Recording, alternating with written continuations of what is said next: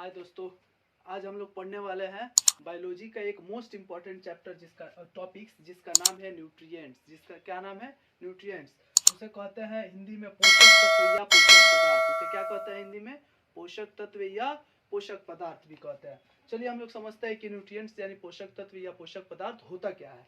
देखिए हम बोर्ड पे कुछ पॉइंट्स लिखे हैं। अब ऐसा पदार्थ जो जीवों में होने वाली विभिन्न प्रकार की जैविक कार्यों या जैविक कार्य या जैविक क्रिया किसको कहते हैं? वैसी क्रिया या वैसा काम जो जीव सुबह से उठकर शाम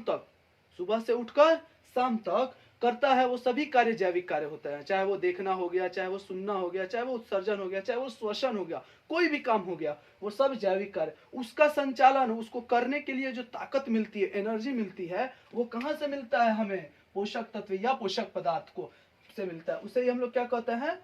पोषक पदार्थ या पोषक तत्व कहते हैं। तो चलिए इस पोषक तत्व या पोषक पदार्थ का काम क्या होता है इसको समझ ले हम लोग।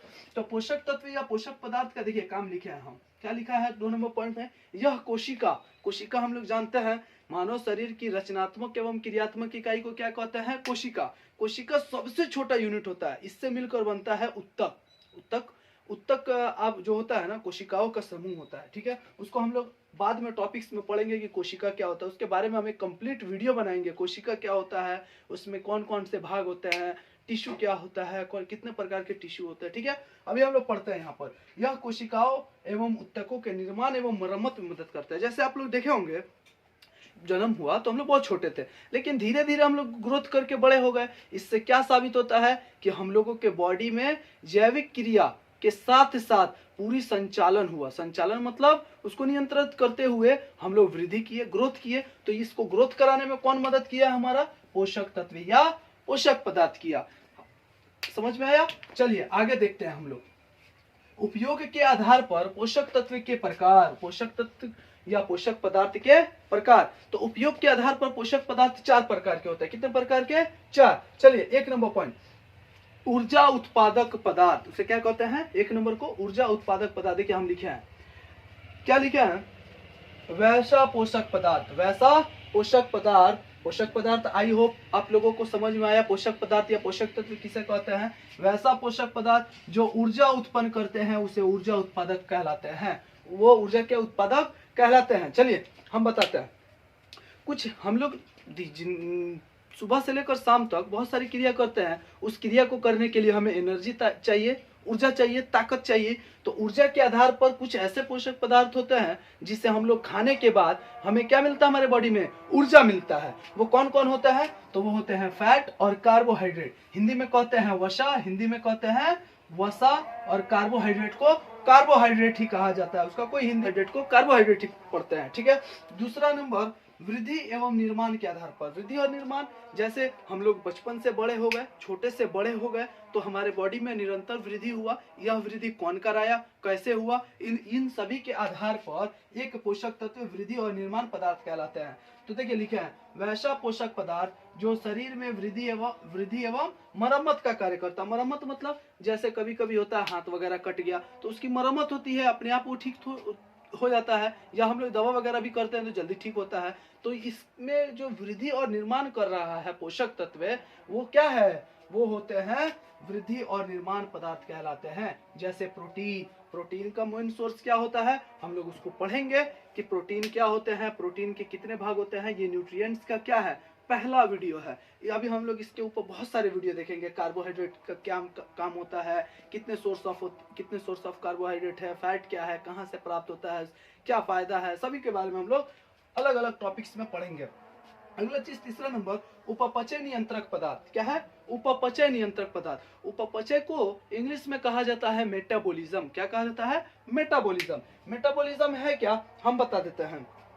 जो इस क्रिया को हम कंट्रोल नहीं कर सकते हैं। क्या आप दिल की धड़कन को कंट्रोल कर सकते हैं? नहीं कर सकते हैं। क्या आप श्वसन की क्रिया को कंट्रोल कर सकते हैं? नहीं कर सकते हैं। क्या आप उत्सर्जन की क्रिया को कंट्रोल कर सकते हैं? नहीं कर सकते हैं। वैसी क्रिया जिसे हम कंट्रोल नहीं कर सकते हैं वो सभी क्या कहलाते हैं? उपपचय क्रिया कहलाते हैं। चलिए, वैसा पोषक पदार्थ जो शरीर में विभिन्न उपपचय क्रियाओं को नियंत्रण करता है। जैसे बाल का पकना। जैसे क्या है? बाल का पकना। आप बाल को पकने से रोक सकते हैं। बाल को पकने से रोक सकते हैं। रोकने के लिए भी कई प्रकार के पोषक पदार्थ होते हैं। वो कौन कौन होते हैं चलिए हम देखते हैं। उसे उपापचय नियंत्रक पदार्थ कहते हैं, जैसे विटामिन, मिनरल्स एंड वाटर। जैसे मान लीजिए आपके बॉडी में हिचकी आ गया, क्या आ गया, हिचकी आ गया, आप लोग खाना खा रहे हैं, हिचकी आ गया अचानक से, तो आप उसको कंट्रोल कैसे करते हैं, पानी पी लिए, हिचकी खत्म। तो पानी क्या हुआ, उस क्रिया को, उपापचय क्रियाओं को कंट्रोल करने के लिए क्या है, एक नियंत्रक, उपापचय नियंत्रक पदार्थ है। आपको समझ में आया। हम खाना खा रहे हैं, अचानक से हमें क्या आ गया, हिचकी आ गया, तो हम लोग कंट्रोल किसकी मदद से करेंगे, उपापचय नियंत्रक पदार्थ। वो कौन है, जैसे वाटर। समझ में आ गया। चलिए आगे देखते हैं।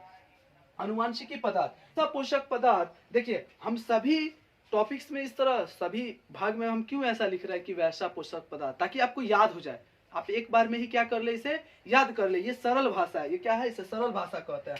वैसा पोषक पदार्थ जो अनुवांशिक गुणों को पीढ़ी दर पीढ़ी किसको कहते हैं, जैसे माता पिता के गुण। आप लोग सुने होंगे अधिकतर आदमी के मुंह से कि अपने दादा की तरह है, अपने मामा की तरह है, या अपने भाई की तरह है, या अपनी मम्मी की तरह है, या अपने पापा की तरह है। समझ में आ रहा है ना।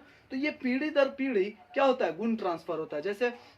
जैसे पोषक पदार्थ जो अनुवांशिक गुण मतलब उसके माता पिता के गुणों को क्या करता है, पीढ़ी दर पीढ़ी, उसके बेटे से, उसके पोते, उसके परपोते, इस तरह पीढ़ी दर पीढ़ी क्या करता है, ढोने का काम या ले जाने का काम करता है। उसे क्या कहते हैं, अनुवांशिकी पदार्थ कहते हैं। उसे क्या कहते हैं हम, अनुवांशिकी पदार्थ कहते हैं। वो अनुवांशिकी पदार्थ कौन होते हैं, तो चलिए हम लोग देखते हैं। वो अनुवांशिकी पदार्थ न्यूक्लिक एसिड होता है। क्या होता है, न्यूक्लिक एसिड। इसे न्यूक्लिक अम्ल भी कहा जाता है। एसिड का केवल हिंदी नाम अम्ल होता है और न्यूक्लिक का न्यूक्लिक होता है। ठीक है। अगला टॉपिक है, क्या है, पोषक पदार्थ के विभिन्न रूप।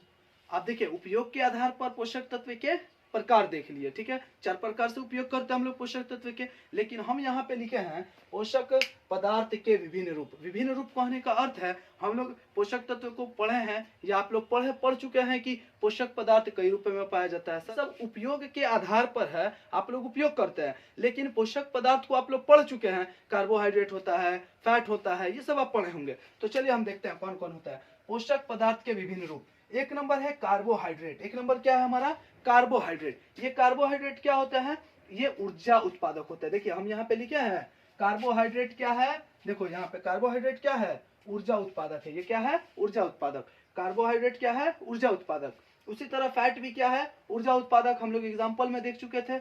इसी तरह प्रोटीन वृद्धि एवं निर्माण उत्पादक है, वृद्धि एवं निर्माण उत्पादक है। तो प्रोटीन भी क्या हुआ, पोषक पदार्थ के रूप हुआ। उसी तरह विटामिन भी क्या है, हमारे बॉडी में उपापचय नियंत्रक है। देखिए यहाँ पे हम लिखे हैं विटामिन, मिनरल्स एंड वाटर। देखिए यहाँ पे हम लिखे हैं मिनरल्स, वाटर लिखे हैं, विटामिन, मिनरल्स, वाटर। अगला वीडियो मेरा बनेगा कार्बोहाइड्रेट, इसका सोर्स क्या है, इसकी कमी से कौन सी रोग होती है, ज्यादा से कौन सा रोग होता है, इन सभी के बारे में। उसके बाद फैट, प्रोटीन, विटामिन, मिनरल्स, फिर वाटर। तो हम लोग आज पोषक तत्व और पोषक पदार्थ के बारे में बहुत सारी पॉइंटों को, बहुत सारी चीजों को जान गए, पढ़ लिया हम लोग।